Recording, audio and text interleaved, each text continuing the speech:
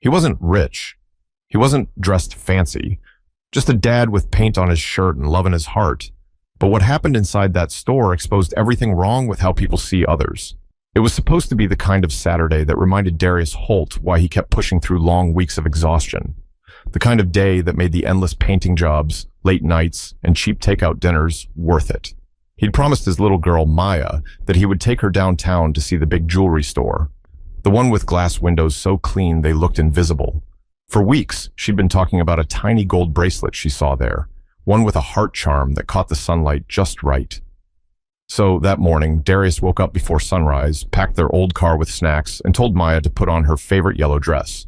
The dress was a little wrinkled, but she didn't care. She twirled around the kitchen while eating toast, asking if the store would let her try the bracelet on.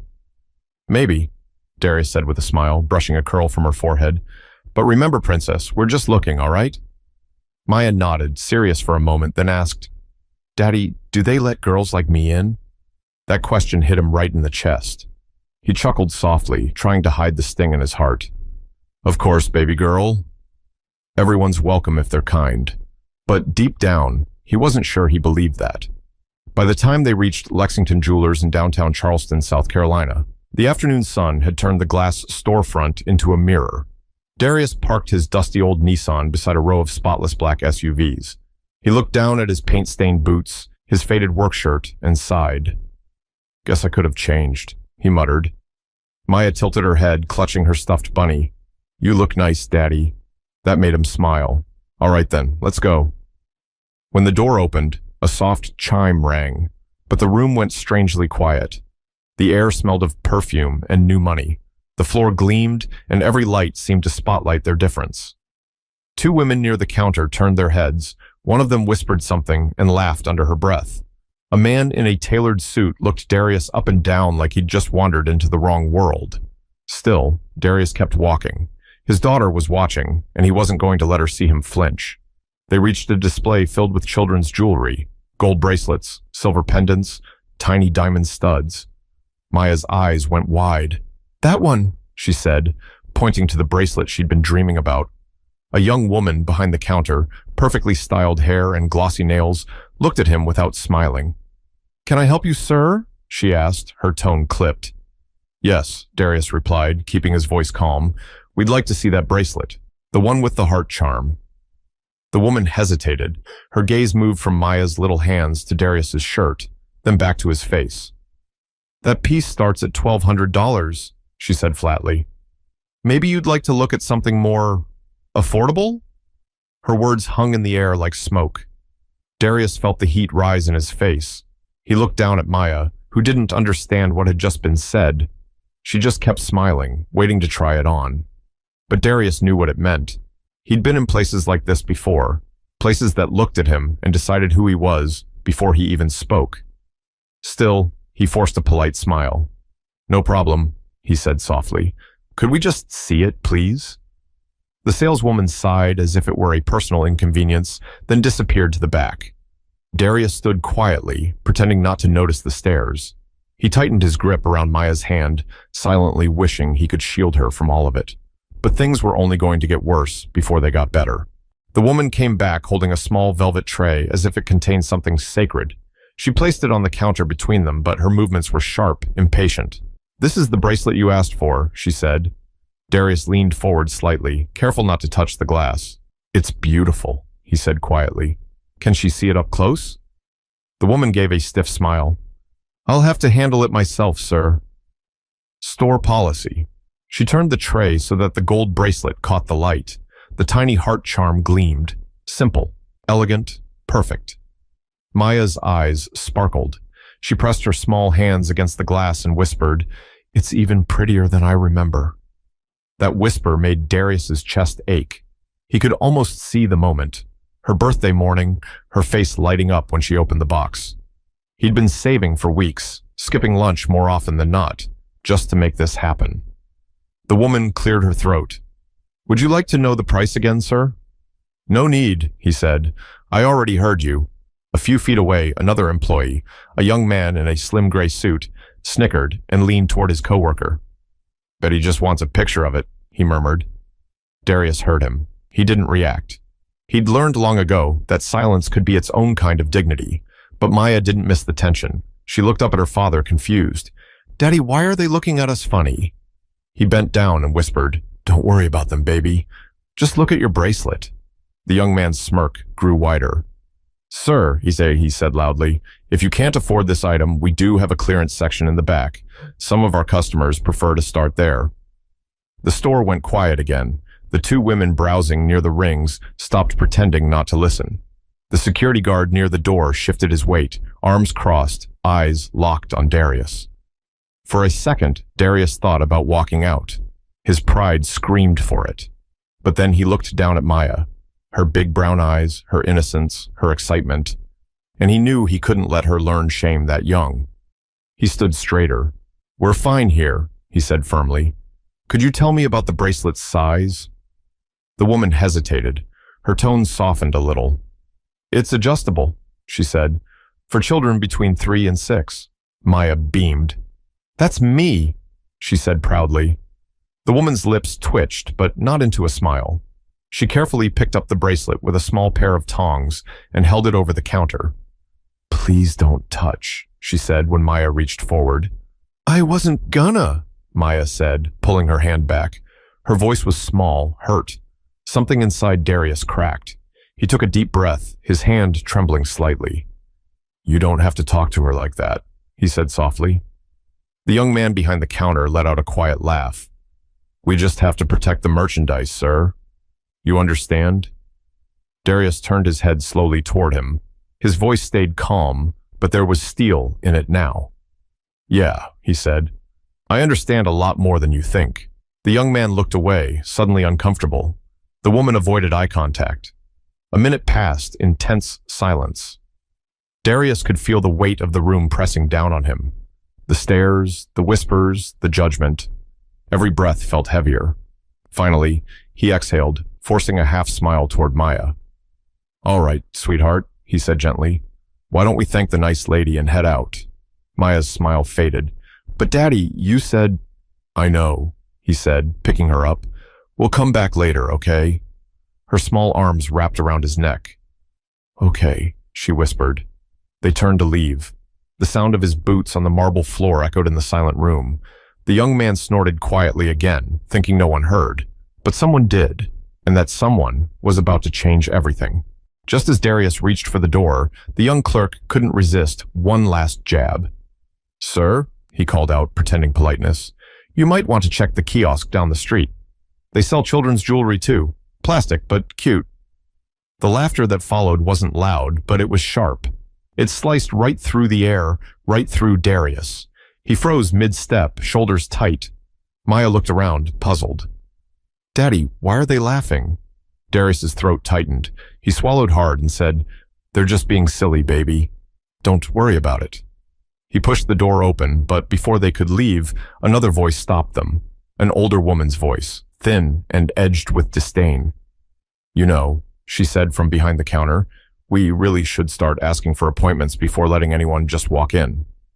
That one hit different, not just because of what she said, but how casually she said it, like she was talking about the weather. Darius turned halfway around. "Excuse me?" he asked quietly. She shrugged, still typing something into her computer. "I just meant we've had a lot of people browsing lately, and not all of them are real customers." He looked at her for a long moment. The room was silent again. Only Maya's tiny voice broke the tension. "Daddy, can we go home?" He nodded. "Yeah, baby. Let's go." He didn't want to give them the satisfaction of seeing him angry. He'd been through worse. He knew what restraint looked like. But deep down, he could feel that old mix of anger and humiliation boiling. That helplessness that comes when people decide your worth before you even speak. Outside, the sun hit him hard. He blinked against the brightness, his chest rising and falling as he tried to catch his breath. Maya tugged on his sleeve. "Daddy, did we do something wrong?" That question nearly broke him. "No, sweetheart," he said softly. "You didn't do anything wrong."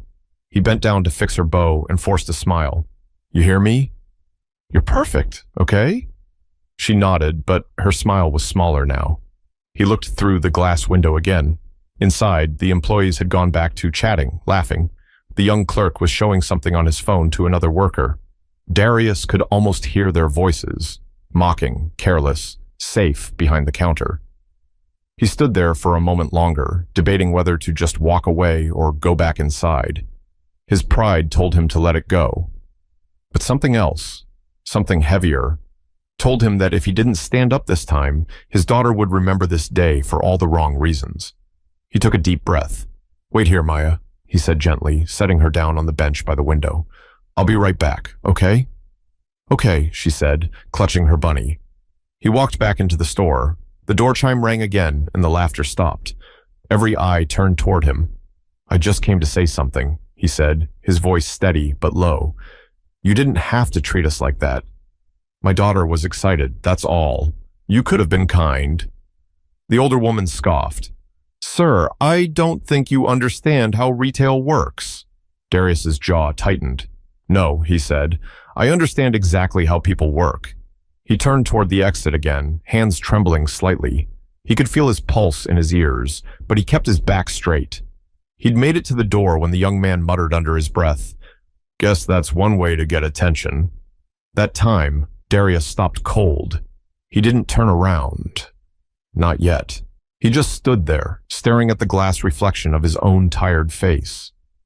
For a second, he almost said something he'd regret. Almost. But before a single word could leave his mouth, a deeper voice echoed from the back of the store. "Everything okay out here?"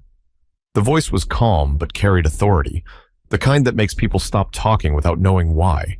Everyone in the store turned toward the back. A tall man in his 50s stepped out from behind a half-open office door.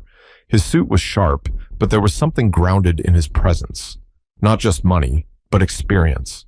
He had a short salt and pepper beard and eyes that looked like they'd seen a lot of life. It was Mr. Raymond Blake, the store owner. The young clerk straightened immediately. "Everything's fine, sir," he said quickly. "We were just—" Mr. Blake's gaze moved past him to Darius, who was standing by the door, one hand on the glass. "Were you just insulting a customer?" he asked quietly. The room went still. The clerk blinked, his confidence faltering. "No, sir, not at all." He was just leaving. Mr. Blake tilted his head slightly. "Is that true?" Darius hesitated. He wasn't sure if saying anything would make things better or worse. "I was," he said finally. "But doesn't seem like you've got a very friendly crew here." The older woman huffed. "Sir, this man came in asking for an expensive piece we both know he wasn't planning to buy." "We were simply being realistic." Mr. Blake's jaw tightened. He took a slow breath, then looked back at Darius. "And your name?" "Darius Holt," he said. Something shifted in Mr. Blake's expression. Just a flicker, gone almost as quickly as it appeared. "Holt," he repeated softly as if trying to remember where he'd heard it before. He walked closer, stopping a few feet away. "You look familiar. Have we met?" Darius shook his head. "Don't think so, sir." Mr. Blake studied him for a long moment. Then, with a calm that made everyone uneasy, he turned to his staff. "Go on, all of you. I'll handle this." The employees exchanged glances but obeyed. The young man muttered something under his breath as he walked off, but one look from Mr. Blake shut him down. Now it was just the two of them, the painter and the owner, standing in a store that suddenly felt smaller. Mr. Blake spoke first. "You said your name was Holt. You do construction?" "Painting mostly," Darius replied. "Residential, sometimes commercial." The older man nodded slowly. "You ever do work near Mount Pleasant?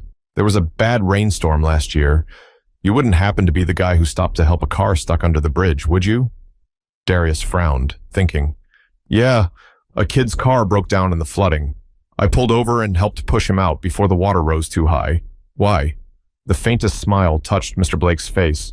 "That kid was my son." Darius blinked. "Your son?" "Jacob Blake. He told me about a man who helped him that night. Said he tried to pay you, but you wouldn't take a dime. That you said, 'Good people help when they can.'" Darius exhaled, remembering.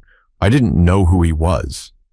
"Just did what anyone would have done." Mr. Blake's eyes softened.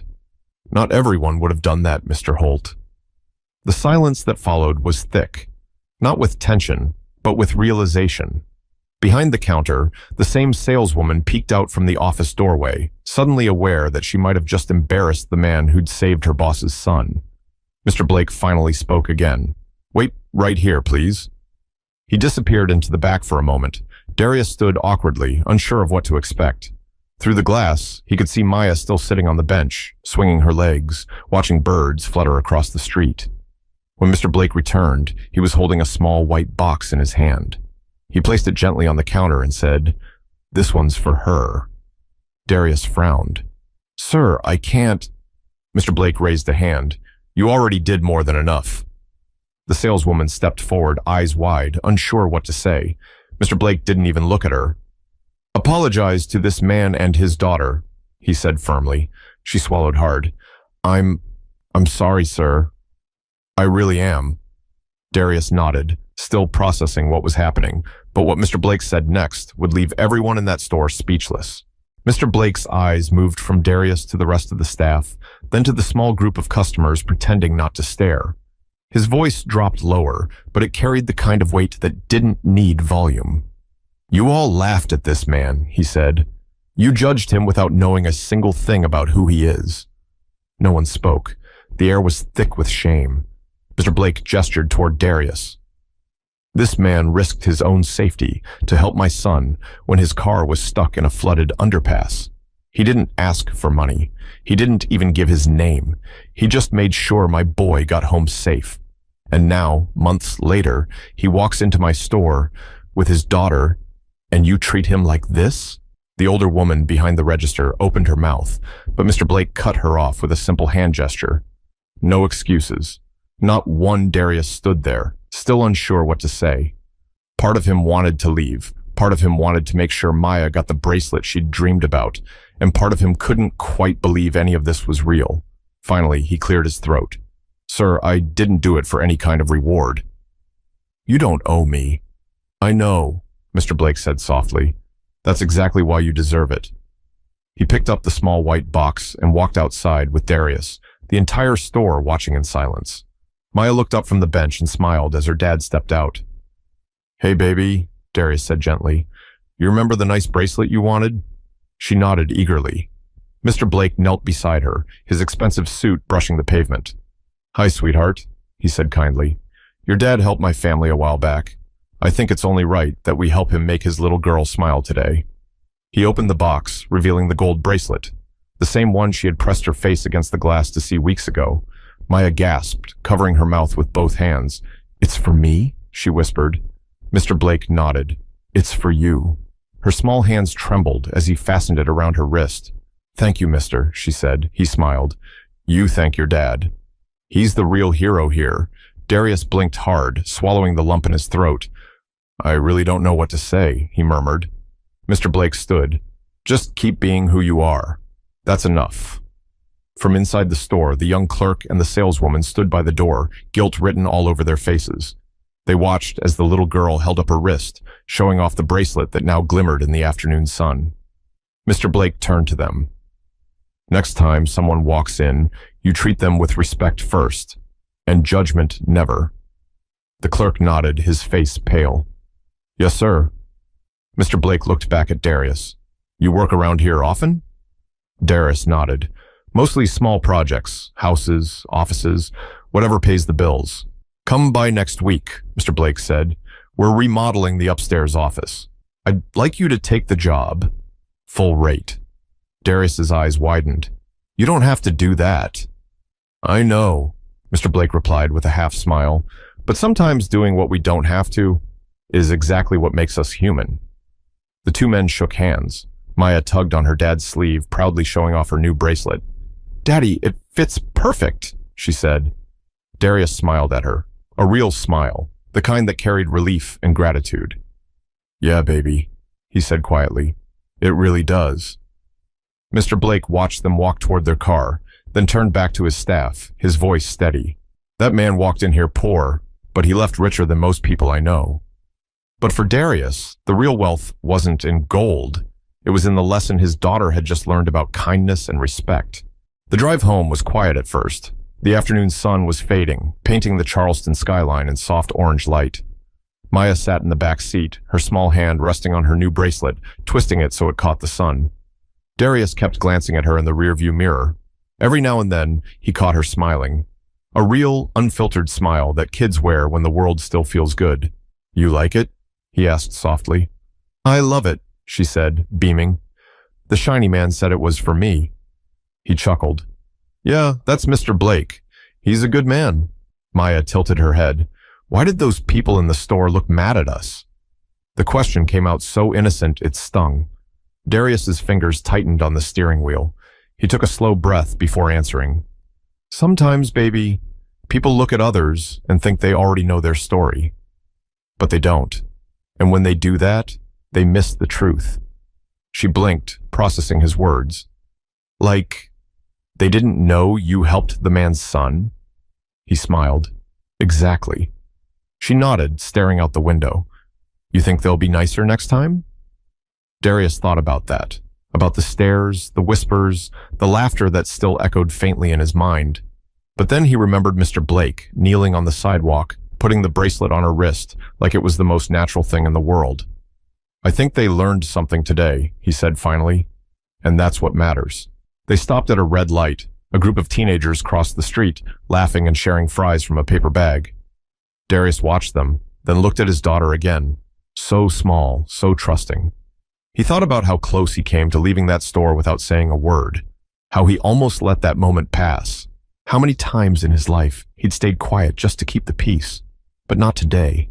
Today, his daughter saw him stand tall. Not with anger, not with pride, but with dignity. He glanced back once more. Maya was asleep now, her tiny bracelet glinting under the passing streetlights. He smiled. "You're gonna be okay, baby girl," he whispered. "Better than okay." When they pulled into their small driveway, the sky had turned deep blue. The porch light flickered weakly as Darius carried Maya inside.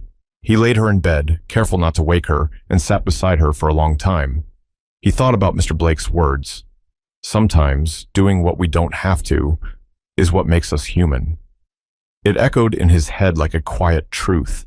He wasn't a man who cried easily, but tonight he felt his eyes burn. Not from sadness, from something else, gratitude, maybe, relief, pride. Downstairs, he poured himself a glass of water and sat at the kitchen table. His phone buzzed, a message from an unknown number. "This is Raymond Blake. I meant what I said. Come by Monday morning about that job. And bring your little girl. I'd like to say hello properly." Darius stared at the message, smiling to himself. It wasn't about the job, really. It was about being seen. About someone finally looking past the surface and recognizing his worth. He picked up his phone again and typed a reply. "Thank you, sir. And thank you for showing them what real respect looks like." He hit send, then leaned back in his chair, staring at the quiet room. The world outside was still unfair, still messy, still full of people who judged too quickly. But tonight, something had shifted. In him, in that jewelry store, maybe even in the little girl asleep upstairs. But the real revelation wasn't about what happened in that store. It was about how one small act of kindness can echo louder than 1,000 words of hate. Monday morning came sooner than Darius expected. He woke up before dawn, just like always, but something felt different, lighter. For the first time in a long time, he wasn't just getting ready for another job. He was heading somewhere that might actually change things. He made breakfast quietly, scrambled eggs, toast, and orange juice. Maya sat at the table, swinging her legs, still half asleep. Her bracelet caught the soft morning light, and Darius couldn't help but smile every time he saw it. "You ready to go see your new friend, Mr. Blake?" he asked. Maya perked up instantly. "The shiny man?" Darius laughed. "Yeah, that's him." When they arrived at Lexington Jewelers, the same door chime rang. But this time, it didn't sound cold. The air inside felt different. The laughter that once cut through him had been replaced with quiet respect. The young clerk from before straightened up immediately when he saw them.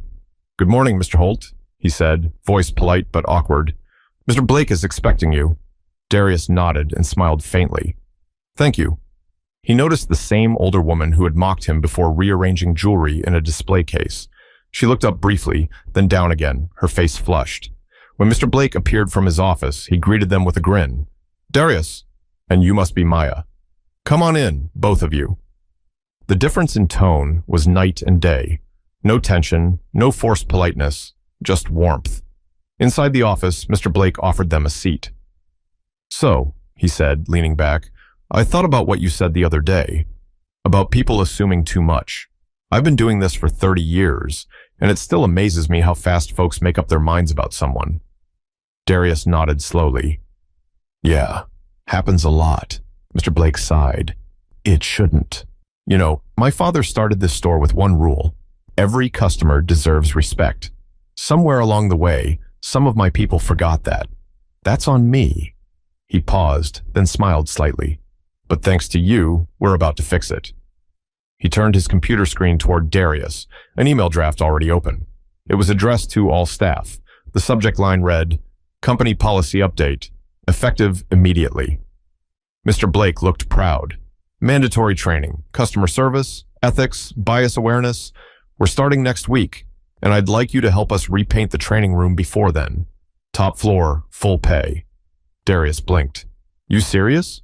"Dead serious," Mr. Blake said. "You deserve this, and frankly, I could use someone who takes pride in their work." Maya grinned. "Daddy's really good at painting." Mr. Blake chuckled. "Then we've got the best man for the job." Darius smiled, but inside, something else was happening. Something deeper. For once, he felt seen not as a worker, not as a single dad just trying to survive, but as a man of worth. As they stood to leave, the young clerk approached them, nervously holding a small paper bag.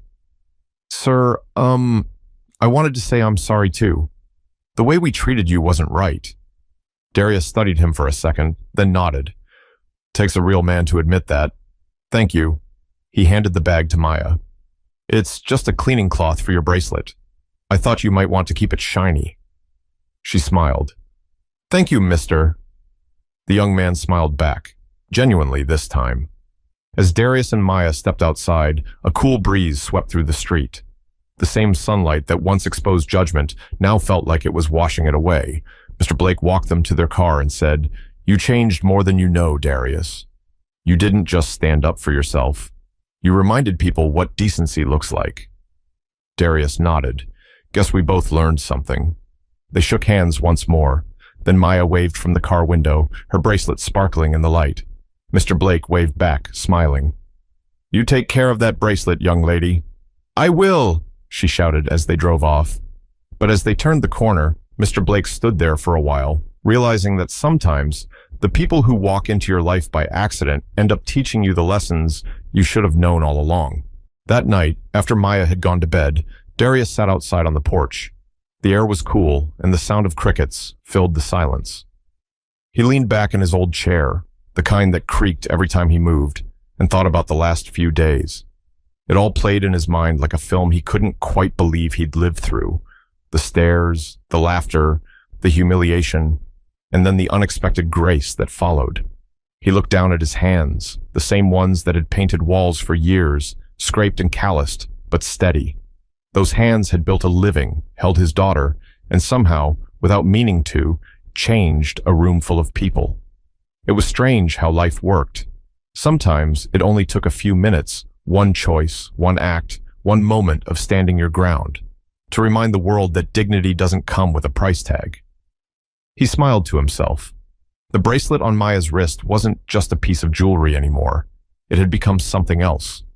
A symbol of everything that day had taught them both. The porch light flickered again, and Darius chuckled quietly. He made a mental note to fix it the next morning. Then he took out his phone and scrolled through the messages. One stood out. Another text from Mr. Blake. "Thank you again. You didn't just help my son that night. You helped me see the kind of man I want to be."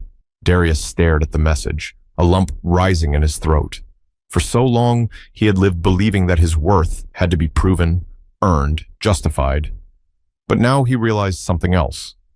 Worth doesn't need to be proven. It just needs to be remembered. He set the phone down, took a deep breath, and whispered into the quiet night, "Thank you." A week later, he started repainting the upstairs office at Lexington Jewelers. The same young clerk and saleswoman passed him every morning, each offering small smiles or a cup of coffee. It wasn't about pity, it was about respect. They'd learned. He could feel it. Sometimes, during his lunch breaks, Mr. Blake would come upstairs to chat. They'd talk about work, family, and how strange it was that something as small as a gold bracelet could bring people together.